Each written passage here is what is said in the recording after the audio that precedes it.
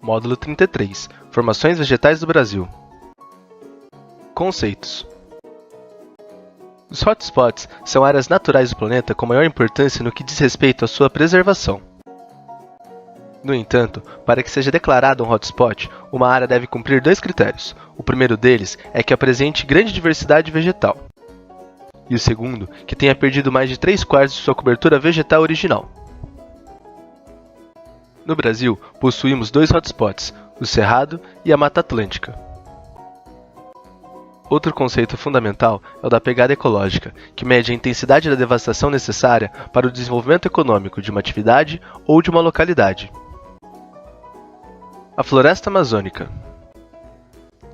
A floresta amazônica também pode ser denominada de floresta equatorial, tropical, pluvial ou ileia.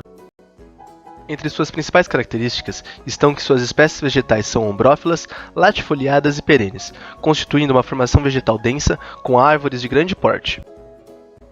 Além disso, apresenta uma grande diversidade, tanto em sua flora quanto em sua fauna. Todavia, seus solos são pobres, e é a própria floresta que produz os nutrientes necessários para sua sobrevivência. Isso porque a decomposição da matéria orgânica da floresta dá origem à serapilheira, uma camada superficial de solo e restos de plantas que serve como fertilizante natural. No entanto, poucos nutrientes são transferidos de fato ao solo, porque a absorção pelas plantas é muito rápida. Ela pode ser dividida em três partes diferentes. A primeira, a Mata de Igapó, é uma região permanentemente alagada, com destaque para a Vitória Régia como vegetação. A segunda é a Mata de Várzea, que está periodicamente alagada, em algumas épocas do ano, destacando-se a seringueira. Por fim, há a Mata de Terra Firme, também chamada de Caetê, e nunca é alagada, representando a maior parte da Amazônia. A floresta amazônica predomina no norte do país, abrangendo todos os estados da região norte, partes do Mato Grosso e do Maranhão. As exceções são o litoral do Amapá e do Pará, ocupados por mangues, e o nordeste do estado de Roraima, que apresenta uma vegetação de cerrado. A Mata Atlântica. Suas características são próximas às da floresta amazônica, também sendo ombrófila, latifoliada, perene, fechada, com árvores de grande porte e muito biodiversa. Só que ela é denominada azonal, porque não ocupa uma zona climática específica, existindo em regiões que não são características de uma floresta equatorial. Ela é uma das paisagens mais devastadas pela ação humana, restando hoje apenas 15% de sua cobertura original. Originalmente, ela ocupava uma área que se estendia do Rio Grande do Norte ao Rio Grande do Sul, recobrindo a região do relevo chamado de Mares de Morros. Apresentava também uma interiorização na região do sudeste brasileiro, na bacia do Rio Paraná.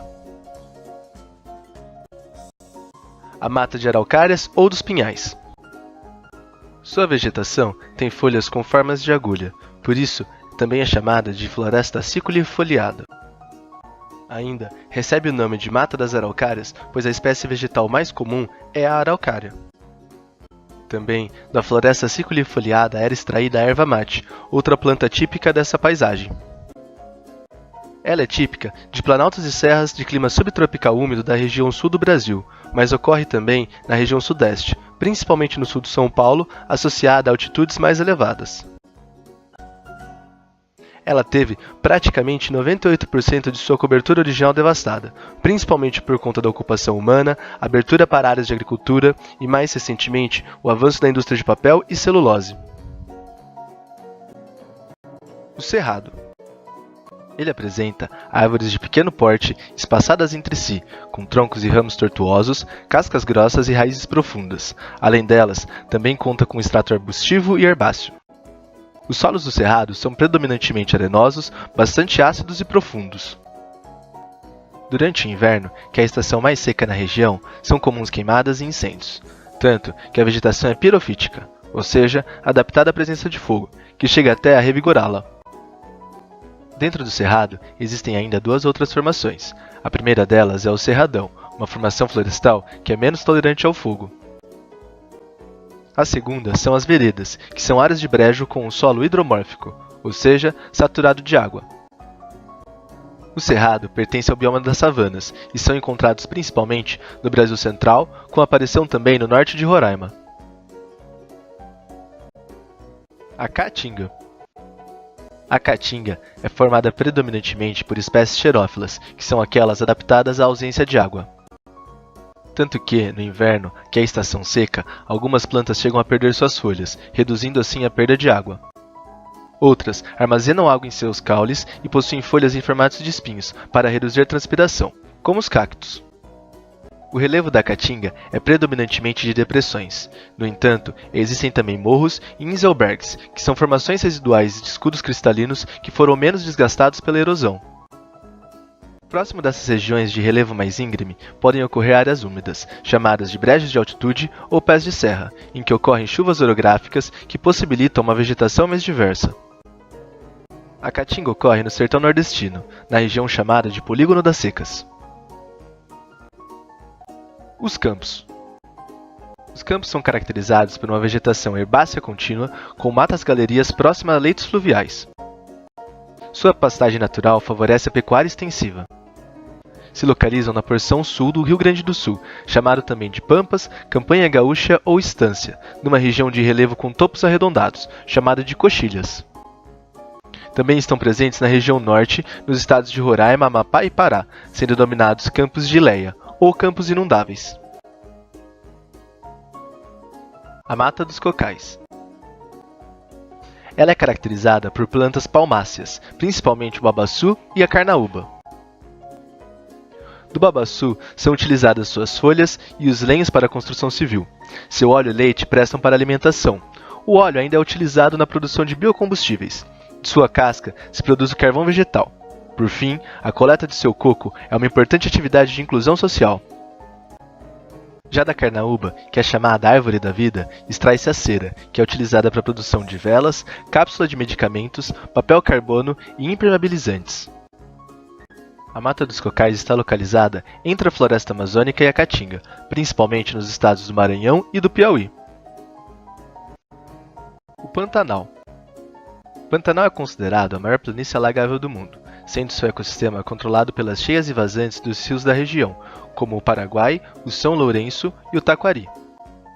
Ele não é uma formação homogênea, pelo contrário, é um mosaico de formações vegetais distintas, um misto de diversos tipos de vegetação. Assim, possui uma grande biodiversidade e uma das mais ricas avifaunas do mundo, ou seja, diversidade de espécies de aves, sendo considerado um santuário ecológico. Ele está localizado nos estados de Mato Grosso e Mato Grosso do Sul, mas também possui pedaços na Bolívia e no Paraguai. As matas ciliares ou ripárias. São florestas e outras áreas de vegetação nativa que ocupam as margens de rios e outros corpos d'água. São responsáveis pela proteção dos rios, por isso são consideradas áreas de proteção permanente, as APP, sendo seu desmatamento um crime ambiental. O único critério para que uma formação vegetal seja considerada uma mata ciliar é que ela esteja nas margens do corpo d'água. Logo, ela independe da região e da composição florística. Elas possuem várias funções, como a redução do escoamento superficial de água e o controle do fluxo e vazão anual do rio. Também diminuem o processo erosivo das margens e impedem o transporte de sedimentos para os córregos. Formam também um microclima e um corredor ecológico. Por fim, fornecem alimentos para a ictofauna do rio. Formações vegetais litorâneas.